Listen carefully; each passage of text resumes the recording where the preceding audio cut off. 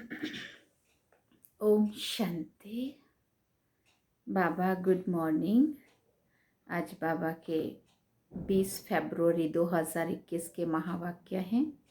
बाबा ने सार में कहा, मीठे बच्चे, तुम ईश्वरीय संप्रदाय हो, तुम्हें ज्ञान सूर्य बाप मिला है।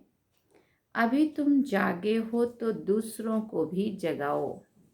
अभी तुम जागे हो तो दूसरों को भी जगाओ। बाबा ने प्रश्न पूछा,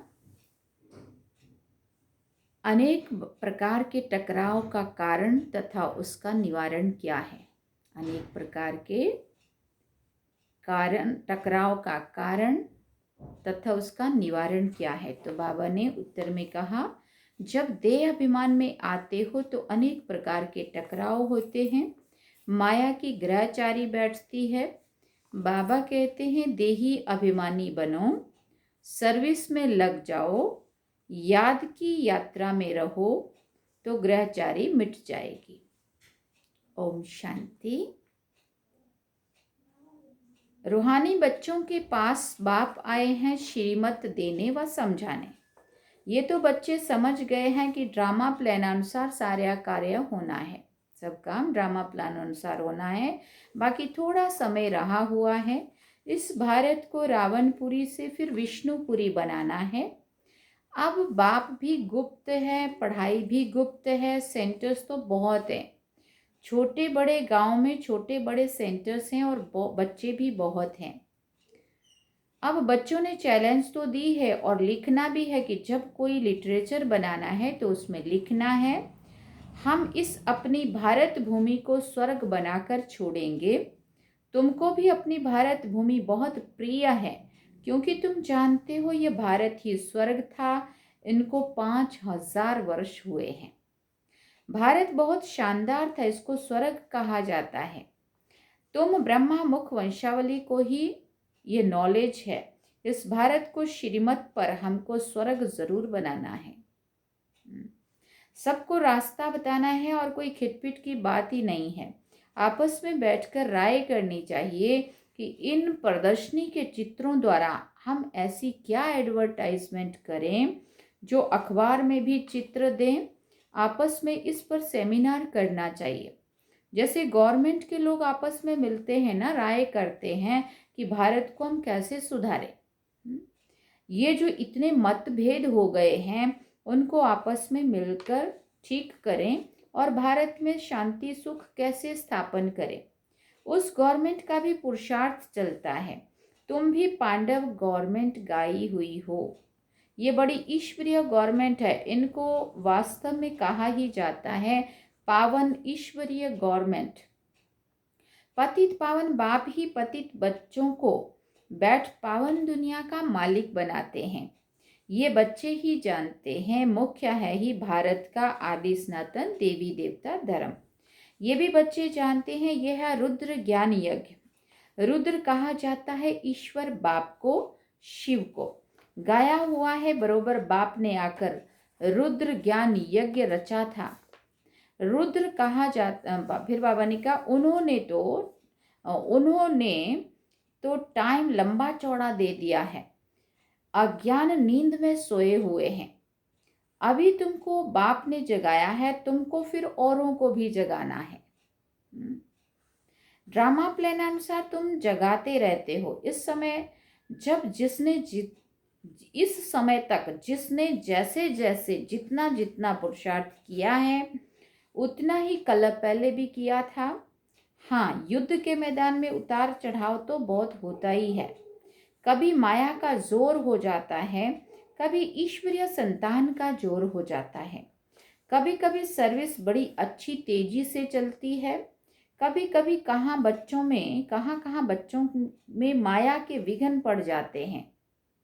माया एकदम बेहोश कर देती है। लड़ाई का मैदान तो है ना, रावण माया राम की संतान को बेहोश कर देती है। लक्ष्मण के लिए भी कहानी तो है ना। तुम कहते हो सभी मनुष्य कुंभकर्ण की नींद में सोए हैं।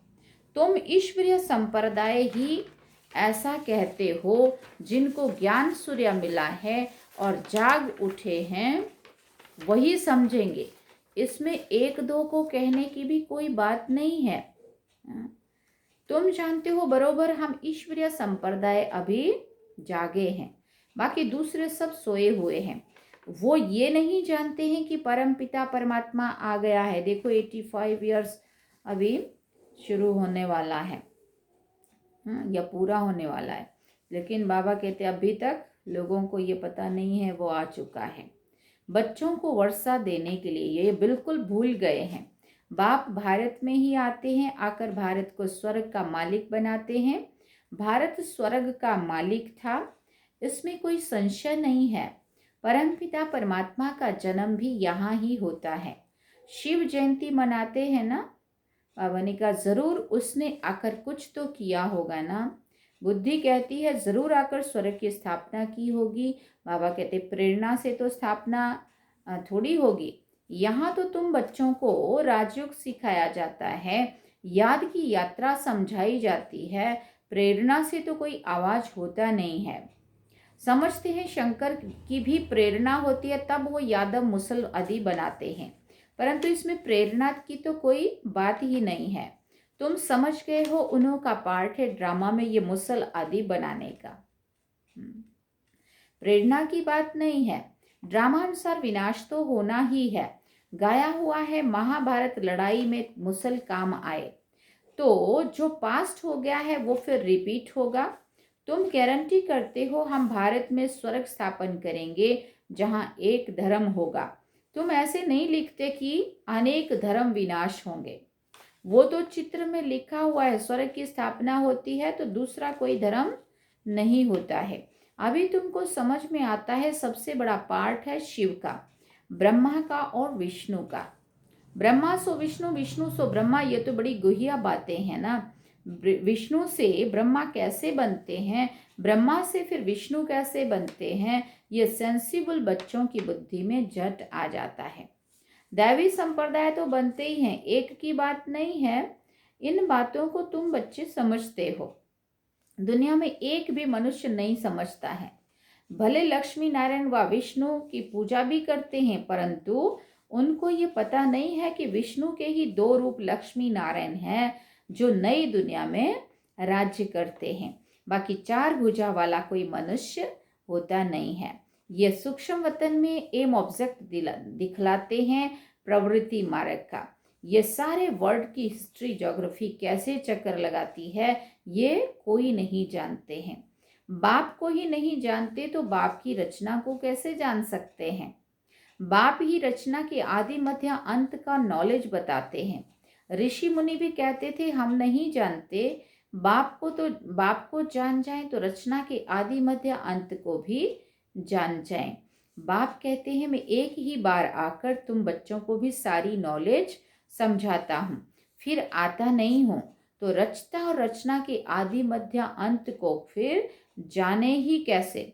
बाप स्वयं कहते हैं मैं सिवाय संगम युग के और कभी भी आता नहीं हूँ, मुझे बुलाते भी संगम पर हैं। पावन सतयुग को कहा जाता है, पतित कलयुग को कहा जाता है। तो जरूर मैं आऊंगा पतित दुनिया के अंत में ना। कलयुग के अंत में आकर पतित से पावन बनाते हैं, सतयुग आदि में पावन है, यह तो सहज बात है ना। मनुष्य कुछ भी नहीं समझ सकते हैं कि पतित पावन बाप कब आएंगे। अभी तो कलयुग का अंत कहेंगे। अगर कहते हैं कलयुग में अर्जुन 40,000 वर्ष पड़े हैं तो और कितना पतित बनेंगे, कितना दुख होगा, सुख तो होगा ही नहीं। कुछ भी मालूम ना होने के कारण बिल्कुल ही घोर अंधियारे में है। बाबा ने कहा तुम समझ सकते हो तो तुम बच्चों को आपस में मिलना है, चित्रों पर अच्छी रीति समझाना होता है। ये भी ड्रामा अनुसार चित्र आदि सब निकाले हैं। बच्चे समझते हैं जो समय पास होता है हूबहू ड्रामा चलता ही रहता है। बच्चों की अवस्थाएं भी कभी नीचे कभी ऊपर होती रहती हैं। बड़ी समझने की बातें हैं। कभी कभी ग्रहचारी आकर बैठती है तो उनको मिटाने के लिए कितने प्रयत्न करते हैं। बाबा घड़ी घड़ी कहते हैं बच्चे तुम देह अभिमान में आते हो इसलिए टक्कर होता है। इसमें देही अभिमानी बनना पड़े। बच्चों में मोह आदि बहुत बच्चों में देह अभिमान बहुत है। तुम देही अभिमानी बनो तो बाप की याद रहेगी और सर्विस में उन्नति करते रहेंगे। ऊंच पद जिनको पाना है वो सदैव हर सर्विस में लगे रहेंगे। तकदीर में नहीं है तो फिर तदबीर भी नहीं होगी। खुद कहते हैं बाबा हमको धारणा नहीं होती है, बुद्धि में नहीं बैठता है। जिनको धारणा होती है तो खुशी भी बहुत होती है।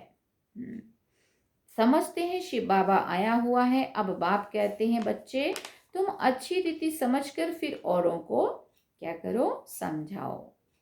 कोई तो सर्विस में लगे ही रहते हैं, पुरुषार्थ करते रहते हैं। ये भी बच्चे जानते हैं जो सेकंड गुजरता है वो ड्रामा में नोंद है, फिर भी ऐसे ही रिपीट होगा।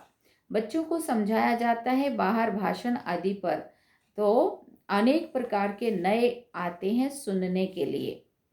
तुम समझते हो गीता वेद शास्त्र आदि पर कितने मनुष्य भाषण करते हैं। उनको कोई ये थोड़ी पता है कि यहाँ ईश्वर अपना और रचना के आदि मध्य अंत का राज समझाते हैं, है ना। वो तो अपनी रीति से सब समझा रहे होते हैं ना। उनको ये नहीं पता है कि यहाँ स्वयं परमात्मा आकर के दुनिया के आदि मध्य अंत का राज समझाते हैं।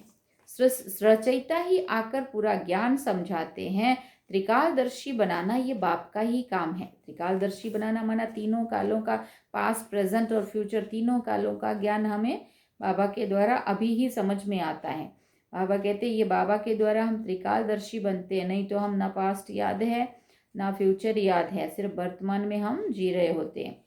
हाँ, 84 जन्मों का पूरा आदि मध्य अंत की कहानी तो बाबा आके पूरा समझाते। शास्त्रों में ये बातें नहीं है, ये नई बातें हैं। बाबा बार बार समझाते हैं। कहाँ भी पहले पहले ये समझाओ कि गीता का भगवान कौन है, श्री कृष्ण या निराकार शिव। ये बातें प्रोजेक्टर पर तुम समझा नहीं सकेंगे। प्रदर्शनी में चित्र सामने रखा है, उस पर समझाकर तुम पूछ सकते हो अब बताओ गीता का भगवान कौन, ज्ञान सागर कौन है। श्री कृष्ण को तो कह नहीं सकेंगे। पवित्रता सुख शांति का सागर लिबरेटर गाइड कौन है। पहले पहले तो लिखाना चाहिए, फॉर्म भराना चाहिए, फिर सबसे सही लेनी चाहिए। फिर तब तक बाबा कहते तब तक चिड़ियों का आवाज़ हुआ। बाबा मुरली चला रहे थे तो बीच में चिड़ियों ने आवाज़ किया तो बाबा कहते देखो कितना झगड़ती हैं। इस समय सारी दुनिया में लड़ाई ही लड़ाई है। मनुष्य भी आपस में लड़ते रहते। मनुष्य में ही समझने की बुद्धि है। 5 विकार भी मनुष्य में ही गाए जाते हैं। जानवरों की तो बात ही नहीं है। ये तो है ही विशेष वर्ड मनुष्यों के लिए कहा जाता है। कलयुग में है आसुरी संप्रदाय और सतयुग में है दैवी संप्रदाय। अभी तुमको इस सारे कॉन्ट्रास्ट का पता है, तुम सिद्ध करके बता सकते हो। सीढ़ी में भी बड़ा क्लियर दिखाया हुआ है, नीचे है पतित, ऊपर में है पावन। इनमें बड़ा क्लियर है। सीढ़ी ही मुख्य है, उतरती कला और चढ़ती कला। हाँ, सीढ़ी में ही मुख्य है उतरती कला और चढ़ती कला। ये सीढ़ी बड़ी अच्छी है। इनमें ऐसा क्या डालें जो मनुष्य बिल्कुल अच्छी रीति समझ जाएं कि बरोबर ये पतित दुनिया है, पावन दुनिया स्वर्ग थी, यहाँ सब पतित है, पावन एक भी हो नहीं सकता। रात दिन यह ख्यालात चलना चाहिए। आत्म प्रकाश बच्चा लिखता है। देखो बाबा आत्म प्रकाश भाई जी को याद कर रहे हैं। आत्म प्रकाश बच्चा लिखता है, बाबा ये चित्र बनाए। बाबा कहते हैं भले विचार सागर मंथन कर कोई भी चित्र बनाओ, परंतु सीढ़ी बड़ी अच्छी बननी चाहिए। बाबा फिर राय दे रहे, इस पर बहुत अच्छा समझा सकते हैं। 84 जन्म पूरे कर फिर पहला नंबर जन्म लिया है, फिर उतरती कला से चढ़ती कला में जाना पड़े। इनमें हर एक का विचार चलना चाहिए, नहीं तो सर्विस कैसे कर सकेंगे। चित्रों पर समझाना बहुत सहज होता है। सतयुग के बाद सीढ़ी उतरनी ही होती है। ये भी बच्चे जानते हैं हम पार्टधारी एक्टर्स हैं। यहाँ से ट्रांसफर होकर सीधा सतयुग में नहीं जाते हैं, पहले शांति धाम जाना है। हाँ, पहले ऊपर जाके बाबा कहते पहले परम धाम घर जाना है, वहाँ से फिर नीचे का सब कुछ सही होगा, फिर नीचे आना है। बाबा ने कहा हाँ, तुम्हारे में भी नंबरवार हैं जो अपने को पार्टधारी समझते हैं ड्रामा में। दुनिया में ऐसा कोई कह ना सके कि हम पार्टधारी हैं। हम लिखते भी हैं कि पाठधारी एक्टर्स होते हुए भी ड्रामा के क्रिएटर डायरेक्टर के आदि मध्य अंत को नहीं जान सकते, तो वो फर्स्ट क्लास बेसमझ हैं, बाबा कहते। वो तो ये तो भगवान उवाच है, शिव भगवान उवाच ब्रह्मातन द्वारा। ज्ञान सागर का वो निराकार है, उनको अपना शरीर नहीं है।